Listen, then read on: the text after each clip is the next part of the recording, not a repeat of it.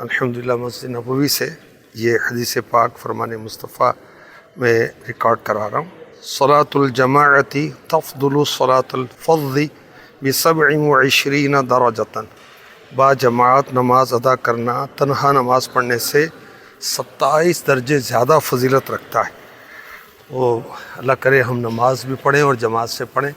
وَارْكَعُوا مَعَ الرَّاكِعِينَ، اور رکوع کرو رکوع کرنے والوں کے ساتھ۔ قرآن نے ہمیں جماعت سے نماز پڑھنے کا حکم دیا ہے، اور بزرگان دین جو ہے نا بڑا اس کا اہتمام کرتے تھے کہ نماز نہ نکلے۔ اللہ اکبر، اللہ ہمیں توفیق دے۔